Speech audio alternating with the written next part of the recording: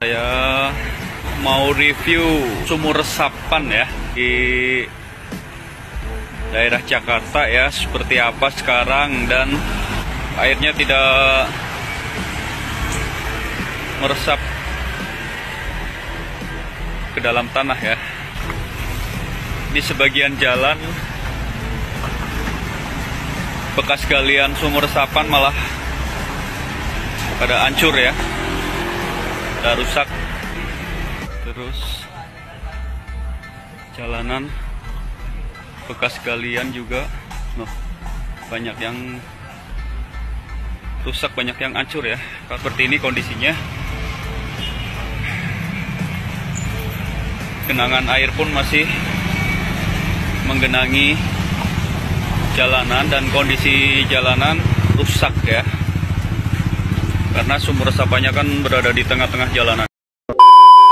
Mau ketawa takut dosa. Saya rasa rekam jejak itu tidak bisa dihapus. Nah, ini saya percaya bahwa rekam jejak itu tidak bisa dihapus karena jejak-jejaknya sudah direkam. Apalagi rekam karyanya, seperti normalisasi menjadi naturalisasi. Pinggir jalan banyak sumur-sumur, sumur serapan. Korupsi menjadi kelebihan bayar. Banjir jadi parkir air. Rumah sakit menjadi rumah sehat. Itu kan sudah terekam, bos. Itu. Tapi ada, bos, usul saya. Kata perubahan itu kurang setuju saya, bos. Apa sih yang mau dirubah? 82% masyarakat rakyat Indonesia puas dengan Jokowi. Jadi merubah apa lagi? Mending percepatan pembangunan, bos. Pembangunan Abang mah gak percaya tahun 2024 Pak Anies bakal menang. Kalau Pak Anies menang mau pindah ke negara mana, Bang? Pret. Anies menang 2024, mimpi. Anies kalah 2024. Coba buktiin kata-kata gua. Anies lawan Haji Bolot juga belum tentu menang, apalagi nanti 2024. Lawannya bukan kaleng-kaleng tuh, ada Gubernur Jawa Tengah Ganjar Pranowo, terus sama itu tuh Pak Prabowo Subianto. Makanya udah jangan berharap deh Anies menang. Gua pasti tetap di Indonesia karena gua udah tahu Anies pasti kalah. Coba buktiin. Jangan ngayal Anies menang. Biarin aja pendukungnya itu. Pendukungnya juga cuman keluar-keluar di medsos doang. Itu Anies lagi ngelamun mulu, sekarang juga nggak ada yang nengokin. Padahal tengokin, kasih semangat, kasihan itu, jangan ngelamun mulu. Ntar sakit malah. Sudah curi start kampanye lebih dulu, bukannya naik elektabilitas, justru makin menurun. Ada apa dengan Anies? Nah, bersatu itu kan menjadi satu ya. Betul kan? Jadi satu. Nah, apa satunya? Nah, satunya ada urutannya lagi nih. Bukan satu itu mendadak satu sekarang, ada satu urutan. Anies Baswedan menjadi capres pertama yang sudah keliling Indonesia dengan jet pribadi untuk ngumpulin massa. Bahkan, demi menarik minat simpatisan, Anies sampai pakai door prize ketika melakukan kunjungan ke daerah. Guys, cuman mengharapkan kupon dan door prize. Soal pilihan, belum tentu pilih Pak Anies. Belum tentu pilih Pak Anies. Namun sejak diumumkan sampai sekarang, ternyata elektabilitasnya boleh dibilang sedikit di atas menyedihkan. Dari semua hasil survei, elektabilitas Prabowo dan Ganjar masih cenderung mengalami peningkatan. Hanya Anies yang cenderung stuck dan bahkan semakin turun. Sedikit aneh memang. Padahal Anies boleh dibilang paling lama berkampanye dibandingkan dua capres yang lainnya. Di tiap kunjungan ke daerah, Anies juga sudah menggambarkan dirinya sebagai tokoh pemersatu, santun, penuh wibawa, agamis, mau merangkul semua pihak, dan bla bla bla. Hal itu dilakukan demi menghilangkan stigma dirinya sebagai bapak politik identitas. Dia mau menghilangkan stigma itu dengan keliling-keliling masuk vihara, masuk pura, masuk gereja, dan menampilkan diri sebagai tokoh yang menghargai perbedaan. Namun sayang, usaha Anies tak bisa menghapus ingatan orang tentang pilkada Jakarta yang brutal itu. Tidak gampang kondisi nyata dihapus cuma dengan ngomong atau warawiri ngobrol dengan tokoh-tokoh seluruh agama di Indonesia.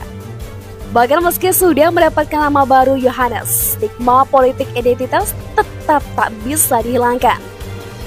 Setelah gagal merubah citra, Anies pun akhirnya merubah cara kampanye. Sebelumnya Anies gemar ngomong gagasan, konsep, dan narasi. Ngomongnya ke langit, karena gak jelas realisasi atau pijakan dasarnya. Akhirnya sekarang Anies menggunakan strategi menyerang kubu lawan. Coba perhatikan beberapa pidato politik Anies Baswedan. Dia menyerang soal kebijakan mobil listrik yang memberikan subsidi atau keringanan kepada pembeli mobil listrik. Solusi menghadapi masalah lingkungan hidup, apalagi soal polusi udara, bukanlah terletak di dalam subsidi untuk mobil listrik. Yang pemilik mobil listriknya adalah mereka-mereka yang tidak membutuhkan subsidi. Dia ingin membangun persepsi pemerintahan saat ini lebih berpihak kepada orang kaya karena memberikan subsidi kepada konsumen mobil listrik. Tapi tahu nggak, justru ketika dia jadi gubernur, dialah yang pertama memberikan subsidi bagi mobil listrik. Anies membebaskan biaya balik nama dan keringanan berupa bebasnya mobil listrik dari aturan ganjil genap di Jakarta. Itu membuktikan kalau apa yang diomongin oleh Anies berbeda dengan apa yang pernah dia lakukan ketika di Jakarta. Bahkan kita termasuk yang paling awal di Jakarta itu membebaskan pajak balik nama ya untuk balik kendaraan bermotor listrik 0. Kemudian untuk kendaraan listrik tidak kena ganjil genap di Jakarta. Jadi diberikan insentif-insentif itu. Udah duluan bahkan ya kan? Udah. Serangan Anies kemudian mulai membandingkan jalan yang dibuat oleh Pak Jokowi dengan zaman pemerintahan SBY. Anies menyebutkan kalau Pak Jokowi hanya gemar membangun jalan tol atau jalan berbayar. Sementara di zaman SBY, Anies menyebut kalau pemerintahan saat itu lebih fokus membangun jalan gratis untuk rakyat kecil. Narasi itu dibuat untuk menggambarkan kalau kubu mereka lah yang lebih berpihak pada rakyat kecil. Anies mengutip data dari BPS, meskipun data Kementerian PUPR berkata sebaliknya. Bukan data BPS-nya yang salah, tapi Anies lah yang salah membaca data yang ditulis oleh BPS. Data itu sebenarnya mencatat soal perubahan status jalan, bukan jalan baru yang benar-benar dibangun oleh SBY. Data yang dibaca Anies adalah data jalan yang sebelumnya bukan jalan nasional, tapi berubah fungsi menjadi jalan nasional. Bukan hanya salah membaca data, Anies juga mencuplik datanya hanya sebagian. Anies tidak menyebutkan jalan desa yang dibangun oleh pemerintahan Jokowi yang mencapai 360.000 km. Itu merupakan jalan baru, jalan yang diperbaiki untuk transportasi di desa. Dan inilah yang membuat orang sadar akan Anies Baswedan. Akhirnya orang jadi berpikir, kenapa tiap dikonfirmasi omongan Anies selalu meleset dengan kenyataan? Apa yang diomongi dengan apa yang terjadi itu seperti langit dan comberan yang jauh sekali jarak perbedaannya. Jadi wajar saja kalau elektabilitas Anies tidak membaik sejak diumumkan sebagai capres Partai Nasdem hingga sekarang.